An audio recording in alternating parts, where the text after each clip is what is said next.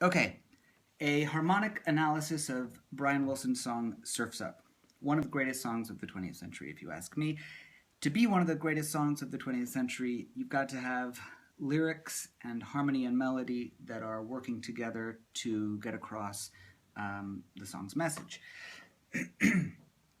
And in the case of Surf's Up, which appears on the album, the famous album Smile, the message is this call to awakening, this call to join the awakening of the 1960s, the Cultural Revolution, call to awaken spiritually. Brian Wilson called the whole album a teenage symphony to God, and he said that he wanted to make music that people would pray to, and the album is full of spiritual references, and we know that Brian was very into lots of different kinds of spirituality at the time. So, I want to analyze how Brian's music works with Van Dyke Parks' lyrics to get across this call to spirituality. The album is full of references to the past, to the Pilgrims landing on Plymouth Rock, and then we go across the country. We take this journey across the country and through time until we get to the present, 1966, when he was first writing it. And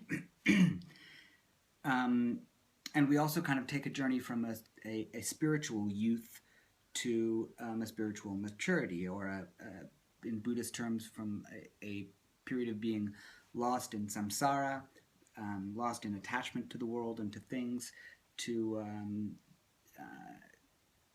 knocking at the door of nirvana, if you will. Okay, so we start with a diamond necklace played the pawn, hand in hand some drummed along, whoa, to a handsome man in baton. And our backup lyrics, bygone, bygone, a blind class aristocracy, back through the opera glass you see the pit and the pendulum drawn. So we've got all these references in the lyrics to the past. A bygone era. We're looking back through the opera glass, and we're looking at a time where we are lost. We're blindly drumming along to this external source, this external force, this handsome man in baton, and so there's a sense of being lost. There's also a sense that that things are unstable and going to fall apart and come to an end. With this reference to the pit and the pendulum drawn. The Pit and the Pendulum, that Edgar Allan Poe story where a guy is, I think, tied down and there's like a pendulum swinging down that's going to slice him in half. It takes place, I think, during the Spanish Inquisition, so a long time ago. So all these references to a sort of lost, unstable path of spiritual lostness. What does Brian do? It's got these two chords. Both chords have more than 3 notes. Neither chord is in root position. In fact, and I should say that I'm going by the Brian Wilson Presents version. There are lots of versions of Smile, and I'll talk a bit about that in a second. The bass is going 5, 1, around a tonal center of G minor, and the right hand is going 1, 5. So we have the sense of not really knowing where the tonic is, and when we're on the tonic, we've got this sort of double suspension. So it's like everything is just up in the air. We don't know where we are. So this is the spiritual lostness, the lack of spiritual grounding. Also, we've got this melody. To a handsome man in baton, which puts us in the Dorian mode. And the Dorian mode, it's been out of fashion for a while. It was popular in the Renaissance and before. So this is how Brian is sort of placing us in this past and in this kind of lost space. And then we get columnated ruins. Can't hit it today.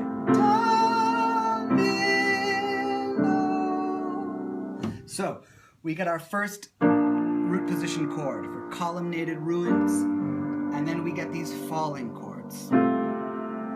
First we get this second inversion major triad, which Brian loves and never uses traditionally, never uses in the normal way. Although here it looks like he's about to. He's about to use it as the precadential chord that it normally is.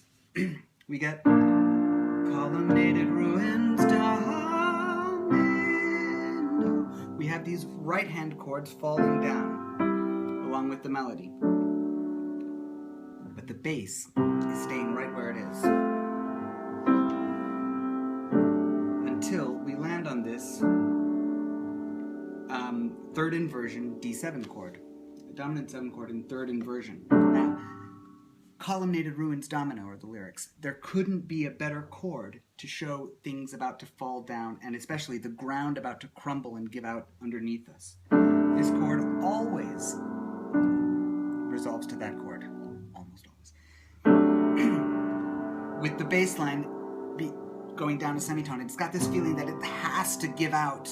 We've got to have that bass fall out underneath us. But of course, Brian doesn't do that. Columnated ruins darling, we get this. Canvas the town.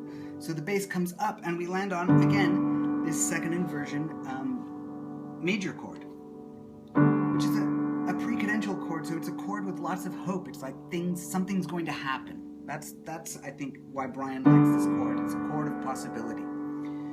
And here we get canvas the town and brush the backdrop. The bass again goes to this note where the seventh of the chord. We've got an A7 chord and the seventh in the bass, pulling us down to "Are you sleeping?" But Brian doesn't do that. The bass doesn't go down. He gets canvas the town and brush the backdrop. Coming up again, "Are you sleeping?" Another second inversion major chord, the chord of hope, the chord of possibility, which in this case would take us to a cadence on G, the dominant of where we started.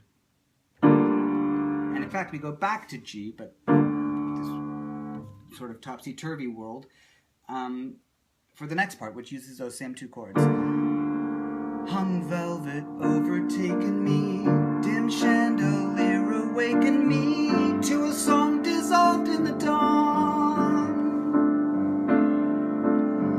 The music hall a costly bow, the music all is lost for now to a muted trumpeter swan. So more references to the past and to things coming to an end. The hung velvet, the curtain is coming down. Dim chandelier, we've got something, some light coming, some new awakening beginning to a song dissolved in the dawn. And this song comes back at the end. So we start hearing this song, this something. The music holocaust, and the word holocaust is there. The music holocaustly bow. The music all is lost for now to a muted trumpeter swan. And of course we get the muted trumpet doing a little thing there. But I think Van Dyck is definitely referencing the fact that the mute swan, and there's a trumpeter swan and a mute swan, two different species, but the mute swan is called the mute swan because it lets out, it supposedly never makes a sound until right before it dies. So again, another reference to something coming to an end. And then we get again, columnated ruins darling, and the same. Brush the backdrop.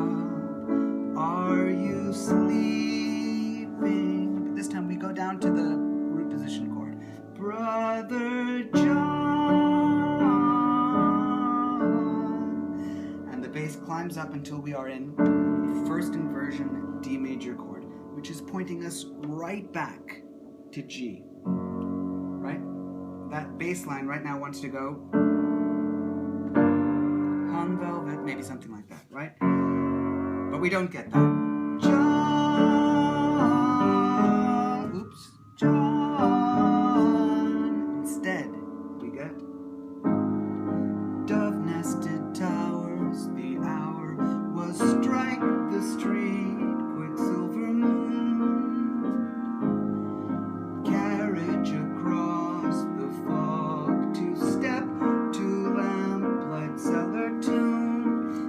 to me like we're in a completely different universe here. We've changed key. We've got an A flat in the bass, this sort of A flat chord with an added sixth, to I would call this an E flat chord with an added sixth, but a B flat in the bass. And we've got a change of time signature, no, but a change of tempo, change of key. It sounds like we're somewhere completely different. And we've got these references to something new starting to change, a quicksilver moon, a Mercury, you know, everything change. It's a metal that changes shape, and hitting the road in the early morning and going towards this, what are the lyrics? Carriage across the fog, two-step to lamplight cellar tune. There's that tune again that we're going towards, that we're hearing. We've heard it, now we're going towards it. But what's going on harmonically here? First of all, the bass is rising instead of falling. We have a major sonority rather than a minor sonority in this new world which is the beginning of our spiritual awakening, which is the beginning of this more mature, spiritually mature, more awake way of living that Brian is calling us to. Brian and Van Dyke. But what's most important is this. The content of these chords is exactly the same as the content of the first two chords. It's just that there's a different note in the bass. So whereas we had this before, we could take that right hand, move it down,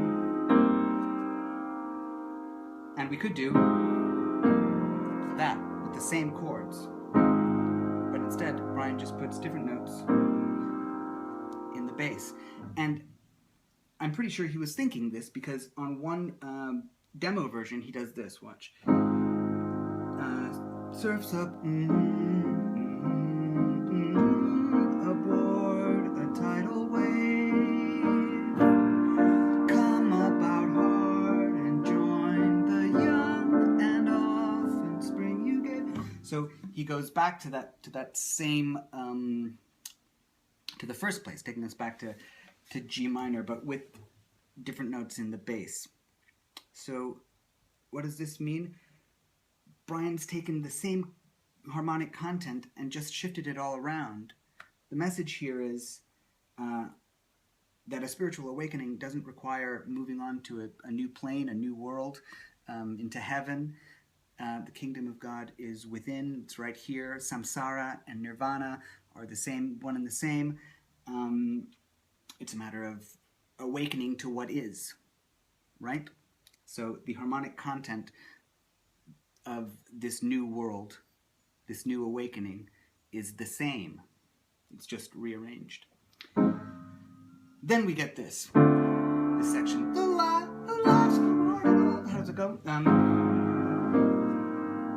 laughs come hard in Auld Lang Syne. And we get this chord progression, this D minor, C7 with a suspension, and F, over and over again. And this section, to me, it comes in the middle of the second section, in the middle of this, the section where we're really hearing this call to wake up. And it's the goodbye. It's this cadential thing happening over and over again. This ending, saying goodbye to attachment, goodbye to the world in a way. And Brian says, a choke of grief, hard-hardened eye, beyond belief, a broken man, too tough to cry. So there's this holding on and not wanting to go away from the world that you're attached to. Finally, back to these same chords for surfs up, aboard a tidal wave, come about hard and join the young, and off in spring you gave. So again, with these same chords, this rising bass line, this hopeful, Brian's chord of hope, second inversion major chord, everything just being rearranged from the original place of lostness. And if that surfs up, the has got to be, it's the om, right? The silent om. It's the most important part of the song, and there are no lyrics. Surfs up, aboard a tidal wave. Come about hard. Come about hard means change direction right now, right? And joined the young and often spring you gave. Some weird lyrics, maybe to sound like offspring, because the next thing is, I heard the word, wonderful thing.